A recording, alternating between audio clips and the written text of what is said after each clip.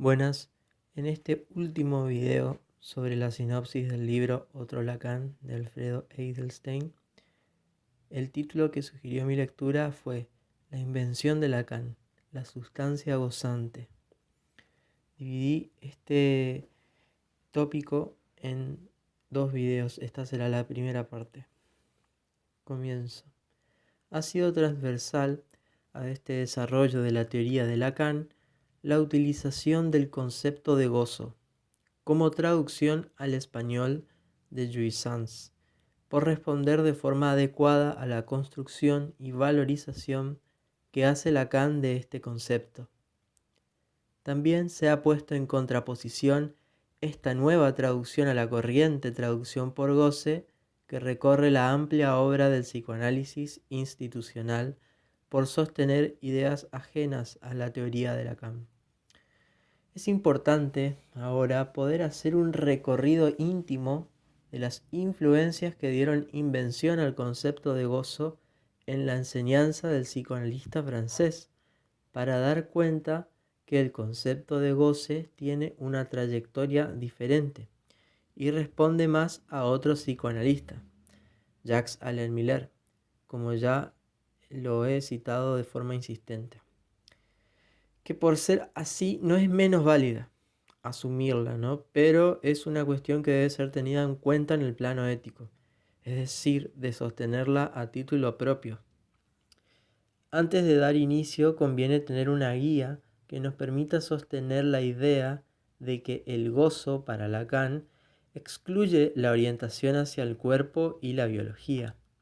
Por tanto, se cita nuevamente del Seminario 19, clase del 21 de junio de 1972.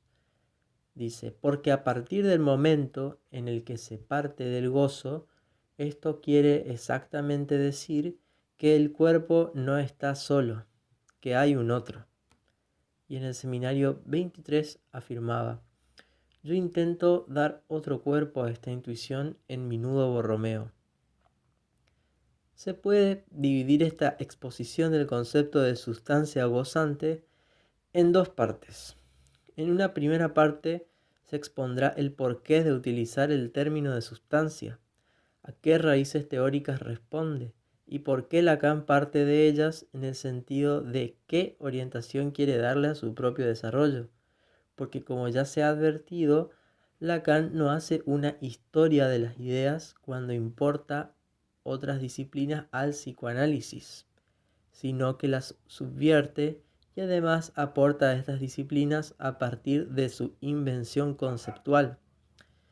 Para esto, habría que retomar a René Descartes con sus conceptos de res extensa y res cogitans y conocer mínimamente cómo las ha construido y a partir de ello rastrear en el término res el concepto de ousia de Aristóteles, que es hacia donde remite el término sustancia.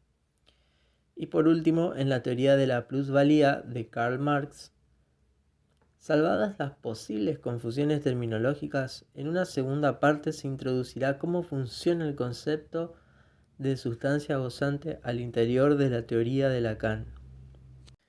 Dando inicio a la primera parte, se propone una cita de Lacan en Del sujeto por fin cuestionado, en Escritos 1.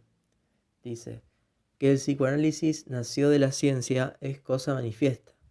Que hubiese podido aparecer desde otro campo es inconcebible. La ciencia a la que se refiere es la que nace paulatinamente con Descartes, con su obra Discurso del método en 1637. La ciencia moderna, luego de siglos de oscurantismo y dominación de la religión católica sobre la elaboración del conocimiento, dio lugar a un nuevo tipo de saber denominado científico. Con lo cual esto nos da una mínima pauta de que el psicoanálisis tiene que ver con cierto tipo de saber. Volviendo a Descartes, ¿cómo están construidos los conceptos de res cogitans y res extensa?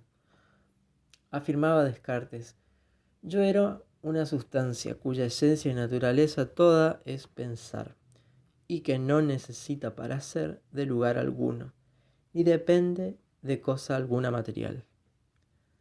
Se puede definir de forma trivial que res cogitans y res extensa son sustancias independientes, es decir, no están influidas una sobre la otra o viceversa, sino que tienen un funcionamiento y una capacidad diferente de acceder a ella.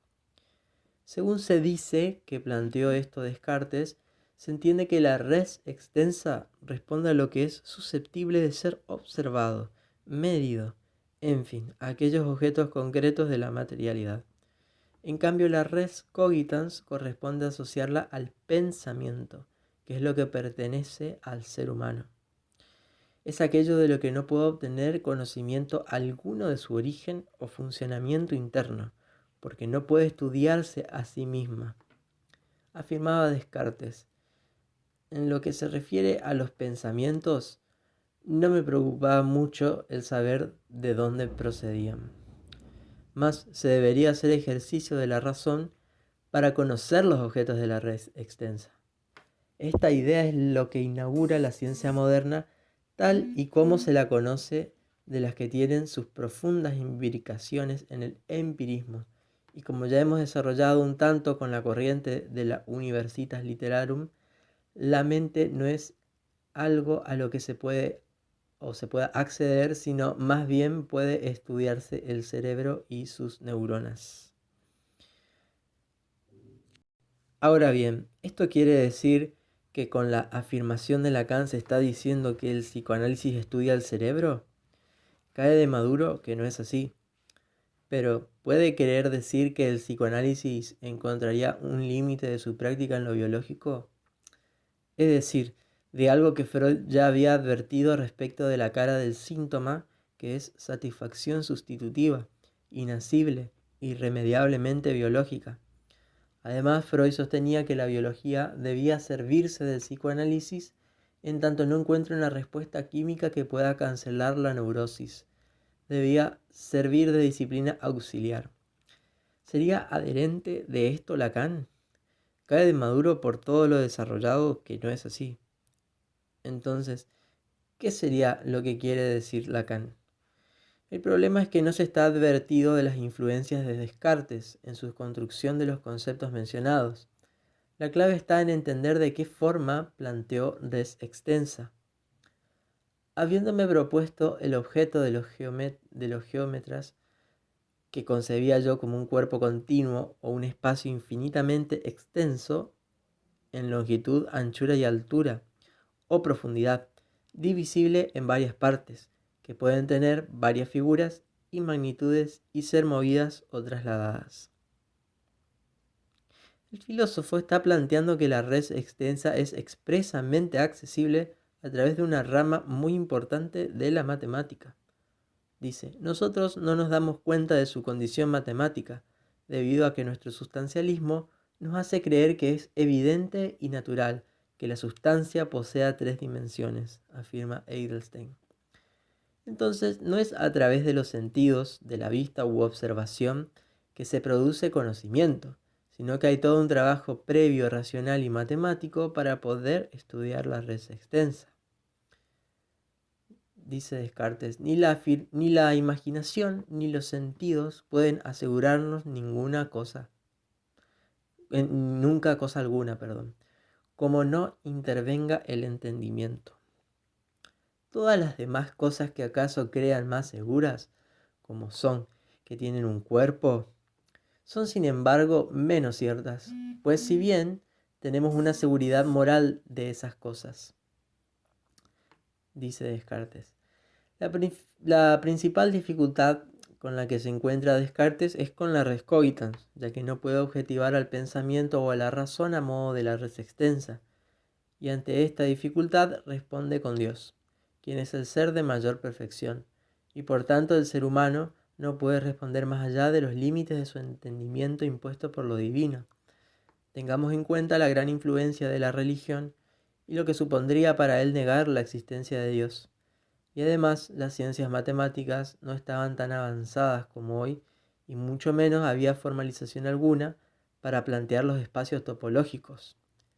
Afirmaba Descartes, dirigiéndose a sus futuros lectores: es seguro que lo que me queda por descubrir es de suyo más difícil y oculto que lo que he podido anteriormente encontrar. Freud asumió la apuesta por el estudio de la res cogitans, una vez que su esfuerzo racional, entendiendo que para la res extensa no podía explicar toda la psicología, a pesar de todas las dificultades y derroteros a los que le llevó su investigación, que decantaron en un giro biologicista. Lacan nunca abandonó la apuesta por el estudio de la res cogitans. Como afirma en el Seminario 20, clase del 19 de diciembre de 1972, donde estamos con la sustancia pensante y su complemento, la famosa sustancia extensa. Ha sido un gran investigador que se ha colmado de saberes necesarios para sostener un psicoanálisis que responda al descubrimiento freudiano del inconsciente, siempre en peligro de recaer en una dependencia de la medicina, la neurología o la psiquiatría, en su esfuerzo por constituirse como una ciencia. Hoy en día sigue vigente el peligro, y no por una insuficiencia teórica de Lacan, sino por una lectura descontextualizada y por la pérdida de las referencias de Lacan. Dice, el pensamiento es un tipo de sustancia y que habrá que hacerse cargo de admitirlo o de rechazarlo. En la actualidad en psicoanálisis se lo rechaza, afirma Edelstein. Y esto muy en relación con lo que se había desarrollado en el video sobre la antifilosofía.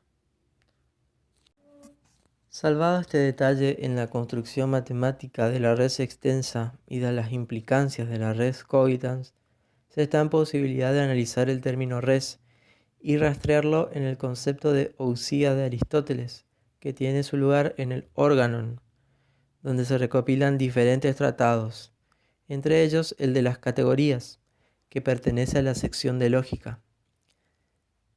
Dice Aristóteles, de las cosas que se dicen de un sujeto, es necesario que tanto el nombre como el enunciado se prediquen de dicho sujeto.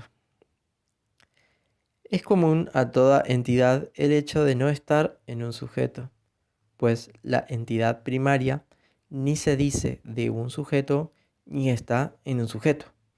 La entidad no admite el más y el menos. Digo, no que una entidad no sea más entidad que otra.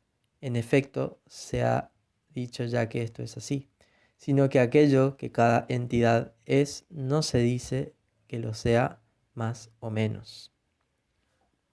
La ousia, en tal sistema, término regularmente traducido por sustancia o entidad, es la primera categoría o proposición aplicable al sujeto, afirma Edelstein. En este punto es importante introducir una distinción entre hipokeimenon y ousia. El primero es lo supuesto a un sujeto, que son los predicados, y la segunda es la predicación primera, ousia prote, del sujeto.